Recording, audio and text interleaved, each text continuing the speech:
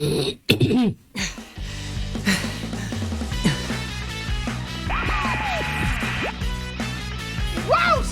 Now that's the sensei I know! That hunk of junk was no match for you! Hunk of junk? Serves you right! Keep suffering! Friend against friend, beating the heck out of each other! Initiated with the power of a persona. He was made to fight shadows, but I had no idea what he was capable of. I feel like my mind's been drained even more than my body. It angers me to see that the general is watching over us with an expression of joy, as if we were some performance for his amusement. I look up and glare at the monitor. I don't know why you're making us fight, but it's pointless. We aren't fighting because we hate each other. The reason we can fight is because we respect and trust each other. A low growl. That's the only sound I hear. The real Teddy's never made such a hateful sound. It's actually rather scary. You're such a dumbass! What's with you? The image on the monitor distorts along with that outburst. The general is having trouble remembering to act as someone else, and his face bulged and rippled disturbingly as his feet forced through the screen. Any pretense at copying the adorable stupidity of the real Teddy is gone now. I noticed that the voice spitting out this hateful word is not Teddy's either. Respect? Trust? So what if you don't hate each other? You're not like me! I was forced to fight against my will! I destroyed them with my own hands! You should all have to go through the hell I've suffered! See how it feels to destroy everyone you call a friend! If I knew this was gonna happen, I would have made the rules so you had to kill your opponent to move on! The general on the monitor continues to rage. What are you talking about? Why did you set this tournament up? The moment I say that, I feel that all the dots have become connected. When Miss President has asked us out of the blue if we were going to be forced to kill each other, that ominous muttering of killing one another, were this both something that had come directly from her past? Maybe she had been forced to fight against people she didn't want to fight. Had she been forced to destroy something that was precious to her? There's no way to know for sure, but it's possible. Considering this, it's kind of explain why our shadow would have created a tournament like this. That is, she wanted us to feel what she went through. I might not be entirely correct, but I am like close to the truth. Should I just ask General Teddy about my suspicion? But as I'm considered raising my force... Pardon my eccentric entrance. Someone come crashing through the ceiling. What in the world? I rush over to Aiji-san to protect her from the falling debris. Wow! When I look up, I see a young woman emerge from the cloud of dust. Well, not as strange as Aiji, she seems a little uncommon as well. But, even beside that, why did she have to come through the ceiling? This room has a door. It makes no sense at all. I had been about to get to the heart of the matter with General Teddy, but the monitor in this room has been destroyed, along with the ceiling. Does it seem obviously to my confusion, the girl cocks her head and apologizes again. Oh, please excuse me. I didn't have the faintest idea that someone would be here. Faintest? Fiend. Something along those lines at any rate. What the hell is it talking about? Who in the world is this person? Wait a second. That blue suit she's wearing, it looks familiar. And with that silver hair and golden eyes? Could it be? Are you from the Velvet Room? My, is this what's known as being hit on? A forbidden ritual where one human approaches another based solely on appearance and bets on the inner self being equally attractive. What? No, I'm not hitting on you. You just remind me of someone I know. Okay, so that's actually sounded like I really was hitting on her. No, I need to stop thinking about that. In any case, I need to ask her Do you something. happen to know anyone by the name of Margaret? Margaret. When she repeated the name, her face seemed surprisingly youthful. I've been taken aback by her bizarre speech and action, but could this girl be younger than me? The profile simultaneously evoked the image of a pondering philosopher and an innocent girl. I can't figure out how exactly to speak to her. Should I be more polite? I guess it doesn't matter too much. Anyway, worrying about the niceties isn't the most important things right now. Actually, we should introduce ourselves first. I'm Yu Narukami. That had slipped my mind also. My name is Elizabeth. Dear me, to hear that name fraught with memories in such a mundane, remote place.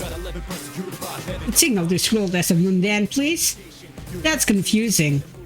Yeah, so Inaba may be out in the countryside, but I don't think it's as bad as people say it is. The girl, Elizabeth, suddenly bowed allegiantly to me. Margaret is indeed my sister's name. Can I take that to mean that you are another guest of that room? I see. So she's Margaret's sister. That will explain why she reminds me of her. Elizabeth-san, huh? Well, I guess that's the case. It's true that there was a time when I visited that room. Igor, Margaret, and now Elizabeth. It seems there are more people who call that place home than I thought. I think I'm glad I met Margaret last year instead of this girl. But why is a resident of the Velvet Room here? Did Margaret send you with a message or something? I am currently utterly neglecting my duties. Is that so? It doesn't really tell me much, and I have no response anyway. So what possessed her to come blasting in through the ceiling instead of using the door? I decided not to bother asking her that. I met so many different people over the last year, but trying to have a conversation with this girl is like trying to ride a wild horse. It's just going to ignore the direction I'm trying to steer us toward and just veer off somewhere she wants. Best to just hold on and go along for the ride then. Maybe you have paid attention to tell me something worth my time. Even if I try to ask her any questions, she'll likely just be confused anyway.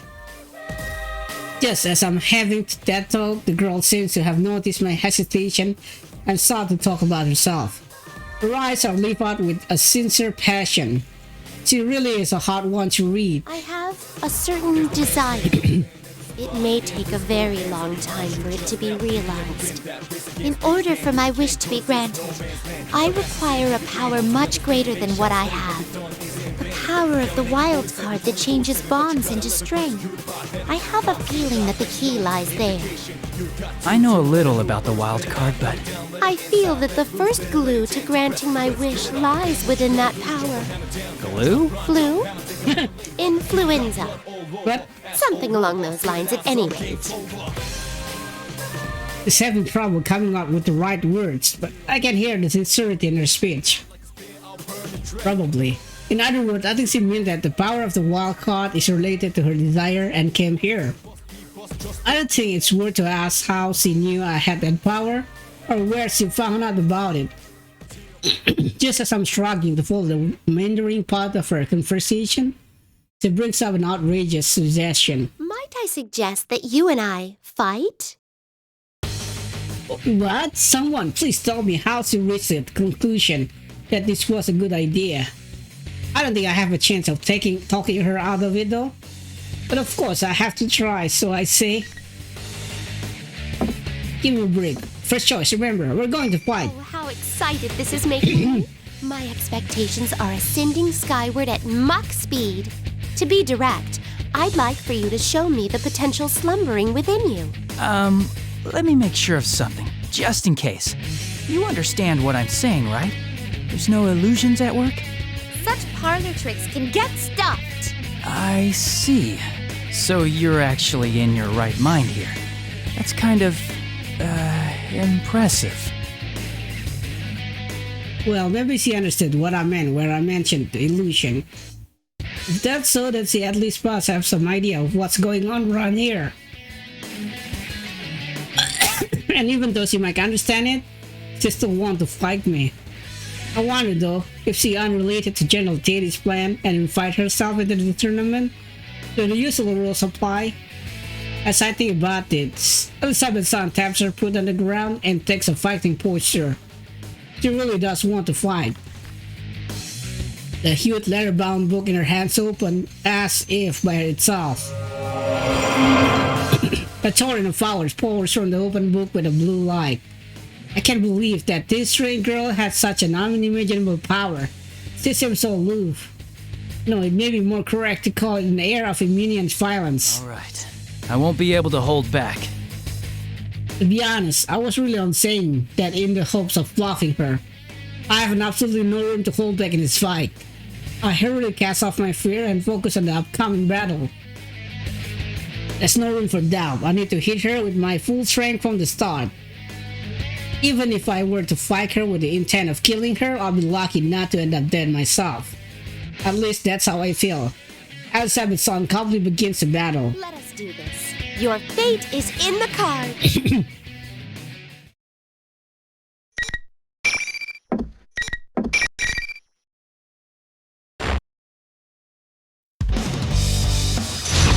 You Narukami. Elizabeth. Final. Fight. Impressive. Impressive. Oh no. Please don't. Your fate is in the cards. Enough! Impressive. Your fate is in the cards. Opening my persona. Izunai! Impressive. Izunai! Impressive. Oh no. Group play! I'm surprised.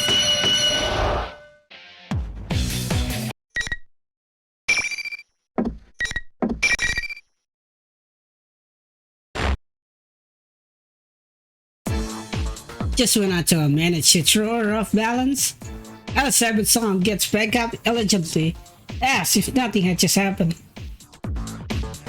Suddenly, I feel an intensity build up in the air. Don't tell me she hadn't been taking this seriously at all up until now. In the next moment, I swallowed into a torrent of power, like a leaf being blown into the air, without the slightest understanding of what's happening. My vision blur as I'm spun about, and before I can hell up from down, the floor jumped towards me, and I slammed into the ground. Am I going to lose? As my conscience feed, I see the face of my friend and IG-san. All those I had fought against up until now. It's like the story that you see your life flash before your eyes just before you die. Am I dying? Can I really accept that? It's not over, I haven't lost yet. Okay, first choice only. It's not over, I haven't lost yet. I can still fight. I've come so far, I can't lose her heart now. I desperately forced my leg to move on and managed to stand up again. Elizabeth's son shot her book with an air of finally. I see. Penalty. I am quite content with this outcome. It seems you possess true strength. The unyielding torrent of power suddenly cheats without warning. Is it over? Even as I came to understand that, I continued to stand still unable to I move. believed you were at the limits of your stamina after the battle against Igus earlier. In actuality, your heart almost gave in during your struggle with me. But each time you faltered, the many hearts supporting you gave you strength, helping you to rise again. She cut herself off and nods to herself, as if to confirm some suspicion. This was truly an intriguing battle. I believe our encounter has borne much flute. Flute? Flu? Chimneys. Chimneys. In any case, I am quite pleased. Even after a battle, she acts like that. I feel like a fool for believing that she really would have killed me, even it felt quite real at the time. I can't believe any of this. My legs give out under me and I sink to the ground. Maybe she understands how I feel. Elizabeth's hand looks straight into my eyes. May I ask you something? To continue fighting in order to prevent an undesirable future. It is a path of endless hardship. Would you still choose to walk it? Margaret has said something similar just before the tsunami had begun. How I had overcome the ordeal concerning last year's case and opened the door. Margaret and Elizabeth's son words come together in my mind. Yeah. Working for a better tomorrow isn't just a one-time thing. The tomorrows keep coming. Opening the door is necessary, but it's not what's truly important. What's more important is making sure that you follow the path. Only once you have that path in mind, doesn't matter whether you open the door or not. That's how I feel. I would keep fighting for the future we want. Elizabeth's son smiled at my answer. It seemed the former dweller of the Velvet Room is pleased with my answer. She must have chosen a path of her own at some point, and is doing everything in her power to see it through. Maybe I'm jumping to conclusion, but I feel as if I'm able to understand her a little better now. Well, it's time for me to bid you adieu. By your leave, I, Elizabeth, am out of here. With this, Elizabeth briskly walks out of the room. It caused me some trouble, but I've also learned something about myself as well. I think I'll call it a draw. As I wave goodbye to Elizabeth, I hear Aiji's son getting to her feet behind me. Are you alright? You shouldn't force yourself to move. I was concerned at first, but Aiji's son doesn't seem to be very hurt. Or damaged, or whatever you would say. He was likely just knocked out. I had absolutely no chance of winning if I'd gone easy on her, either. This is getting ridiculous. You're very kind.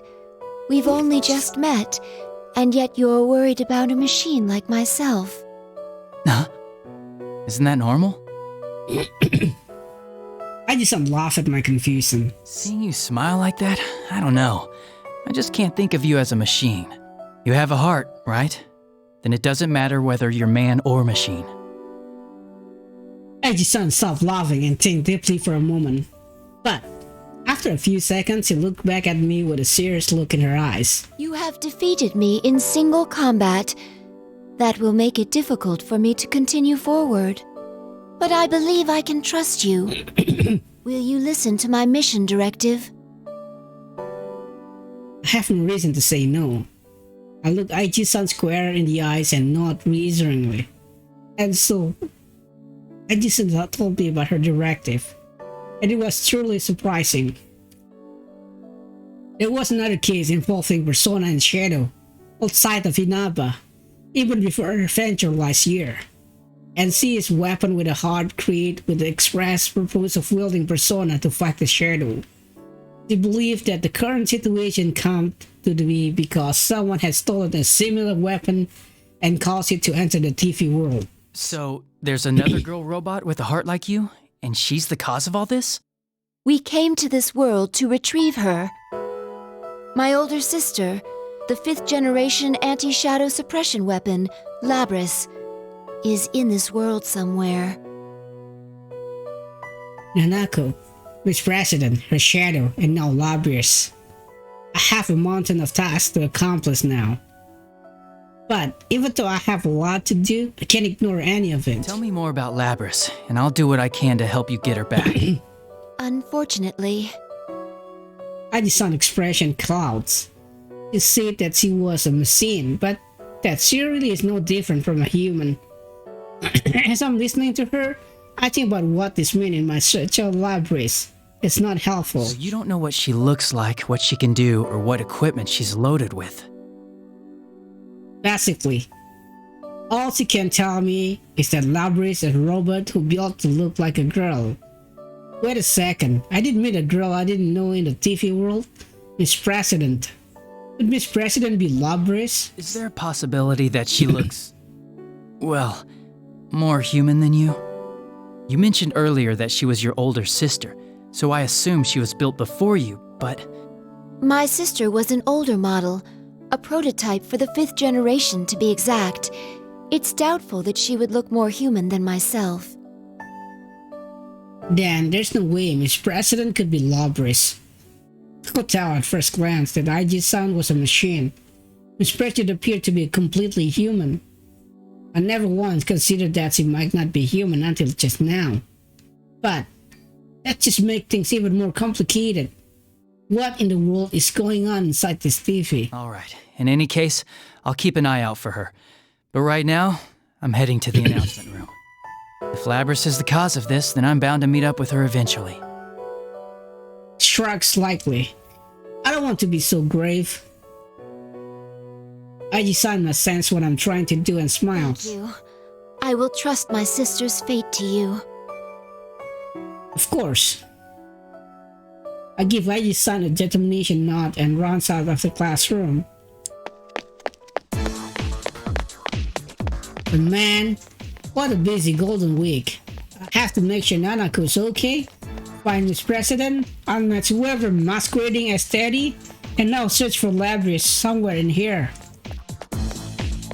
If this wasn't happening, I'd be kicking it with my friends at the Junes food court. Yukiko seems to be trying to be coy, but I'm pretty sure that big bundles he was carrying was probably box mounts that just meant. As to how they might taste, well, let's not get sidetracked. I'm sure we all have and enjoy them anyway. Eventually, I've called Nanako over and we'll have both some snack together. There were things I want to buy from the Siroku store, and maybe I could have made it to Sojai Daigaku in time to buy the last of their special croquettes. I want to talk with the owner of Daidara and get some books from the Yomonai bookstore. I had a stick bowl at Aya, hung up with the folks at the Tatsuhime Shrine, waited for my uncle so we could have dinner, and tomorrow I have gone fishing. If the one who ruined my vacation and caused all this problem is the same person who stole Labrys, and if they truly broke Nakako back into the TV world, I will never let them go for that. I will catch them no matter. Okay, first choice. I'll make them pay. As I ran on, I came across yet another blue door. Perhaps it's a sign that I need to calm down. True, I may have lost my cool for a moment. Someone here? Again? I reach out at the door with a relaxed smile.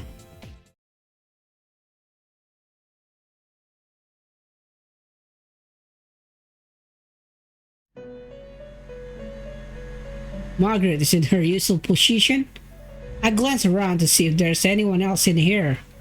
It looks like her non-kids of sister isn't here. Margaret noticed me looking and sighed, a seductive sound that also conveyed annoyance. It seems my sister has caused you some trouble. Though this may mean that I'm not the only one who is drawn to the light of your potential. There's a hint of tenderness toward her sister in her words. Her sister must be important to her. I can tell her from the look on her face. Do I look like that when I talk about Nanako? Margaret pulled herself together and spoke again. You have gained new resolve by overcoming many doubts and falsehoods. A new resolve?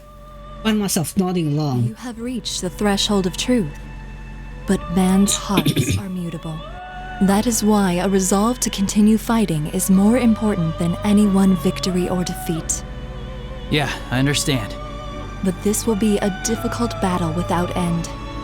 Are you equal to the challenge? The way she put it makes it seem as if she was testing me. I respond immediately and think about the question. It would be lying to say that I'm not worried. I know that my heart can be swayed by chance. There's no knowing what will happen from moment to moment. But even then... If I have my friends, if I'm not alone, I can do it. I see. Margaret nods slightly in I response. have heard your answer, but it's not enough. Remember what I told you before? The heart is shaken more by a single action than by 1,000 words.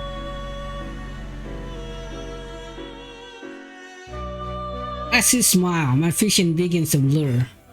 I hear words being repeated. I have reached the threshold of truth. Everything that happens during the course of this case runs through my mind. The new appearance of the TV world, the tournament pitting us against each other, the student council president, and a fake Teddy. My encounter with a weapon with a heart, Aiji-san, searching for her sister, Labrys, and the determination that I've gained through this constant battle. What I must accomplish. How do I show what I've decided through my action?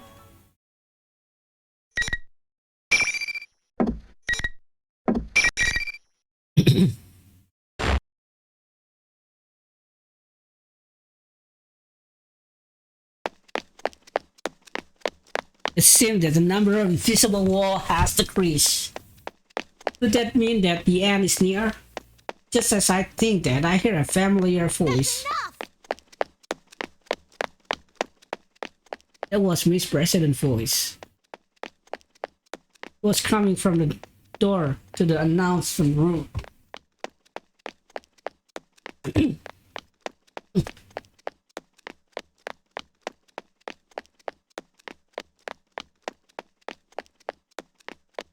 Finally made it. I opened the door to the announcement room and was inside. You're finally here! Hello, Sensei! Congratulations! How does it feel to have won the P-1 Grand Prix? The general smirks at me as I pass through the door. Behind him, Miss President and Rise. When the two of them see me, Miss President looked confused while Rise face light up with joy. There you are, Senpai! You're late! I have to stay cautious of the general, but I signal to the girl that everything will be alright now. The general is closer to them than I am. Can't afford to make any reckless move just yet. And there's one more thing I need to know. Teddy, where's Nanako? I look around the announcement room, but Nanako is nowhere to be found. The general face is distorted with an ugly glee. Nana-chan's right here. See?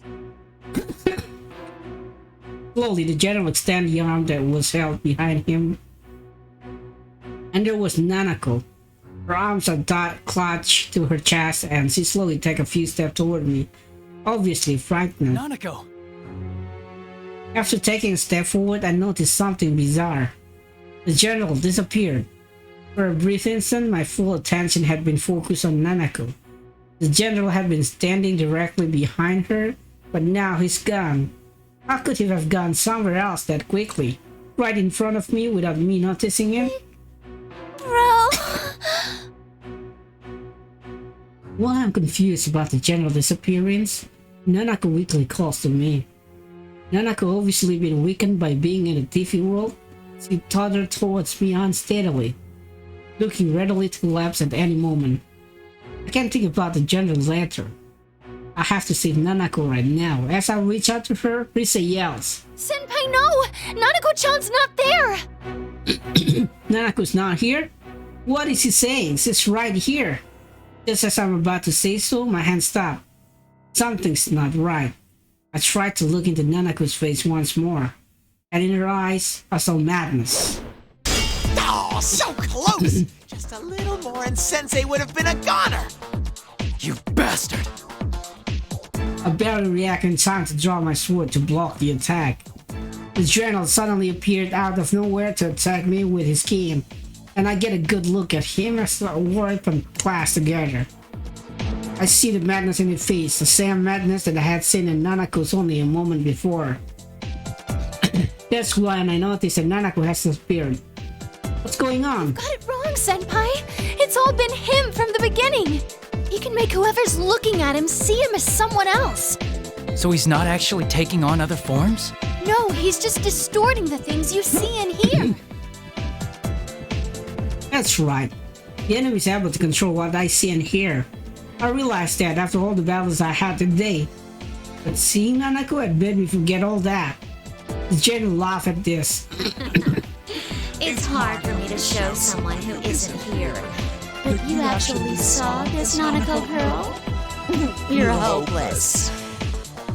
Just like how many friends had utterly gone crazy before our fight, Nanako had never been brought into this world in the first place. The appearance before me is a fake. He distorted our sense all to make us suffer.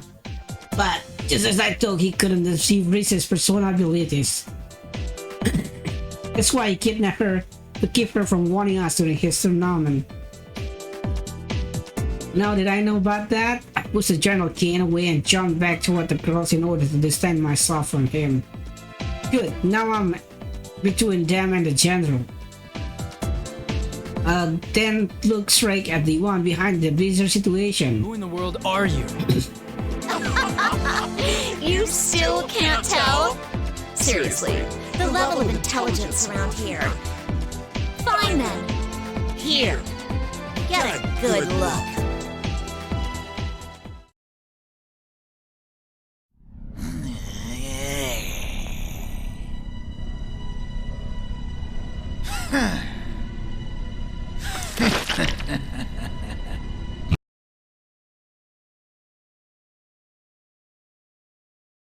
And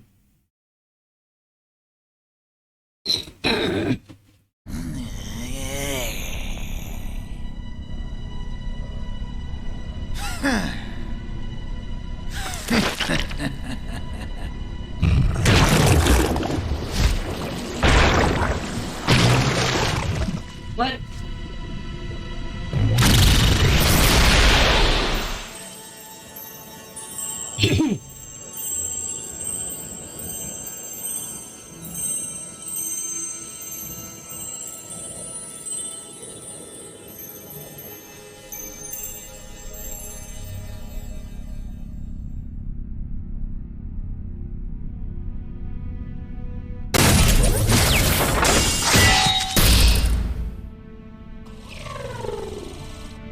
Labrys?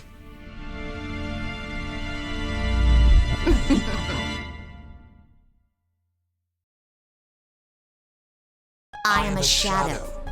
The true self. That's my face.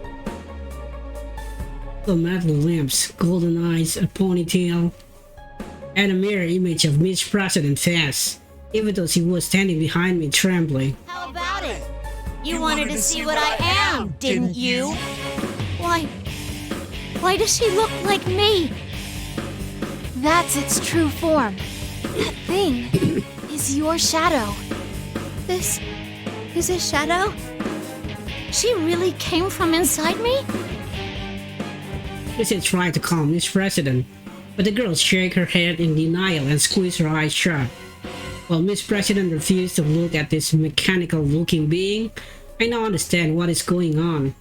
Because this isn't the first time I've seen a robotic girl before. All the facts match up. The way she was able to run so fast without so much as breathing heavily, even in the TV world. The sense of wrongness that I had when Miss President has asked me about killing my friends. The way she avoided telling me her name. That superhuman strength when she hit Chie, and that incredible jump to get away from us. And the shadow ability to interfere with the sense of other people. Just as Margaret had said, all the pieces to the puzzle were laid out before me. They've all come together, and now I can see the truth. This indeed Labrys. Labrys, another weapon with a heart, stolen by someone unknown and thrown into the TV world, created the school and forced us to fight our friends. This deep-rooted depression regarding her past memory, all of this took the form of Labrys' shadow, who manipulate everything here. Labrys, don't look away. If you don't accept her, she'll get even stronger. We suppressed Labrys only see her when I call out to her. There has to be some reason why she believed that she was the student council president. That's just a disguise. More for herself than for us. No matter how comfortable it is only there to cloud her eyes from the truth. I don't know what your past was like. It must have had some painful memories. But you have us with you now. We're going to get you out of here. I call out to Labrys while keeping an eye on the shadow. A shadow is the darkness within a person's heart. Unless it is accepted by the person it came from, it will never disappear for good. But with that in mind, all we can do is watch over her as she accepts the stagnant within her. We'll have to protect her when the shadow goes berserk and try to kill her. But Labrys continued to shake her head and trembling violently. My words aren't getting through to her. You hear that, me? Your friend is trying to tell you something.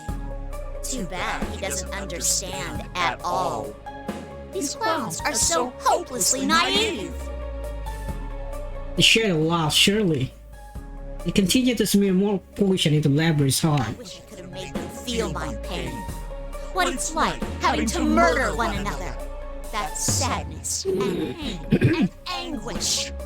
Everything went black, and I was always left alone. I'm a weapon, a machine made only to fight. No human can understand my suffering. Stop! I've had enough. I'm human. I'm not like that. Isn't good.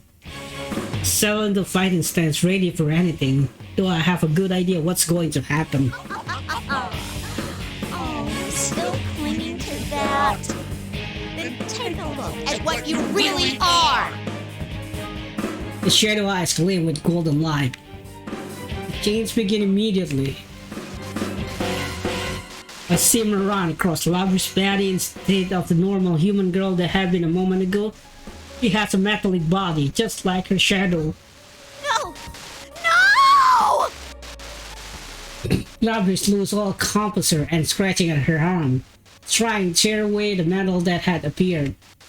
But there was more to her chains than just her arms. Her legs, squeezed, chest, even her head, everything now, covered by her clothing, was now obviously mechanical. The reality that she didn't want to face. There are no words we can say to her. No matter what we say, reality won't change. Labrys falls to her knees and finally mutters the word, "I was dreading," she say.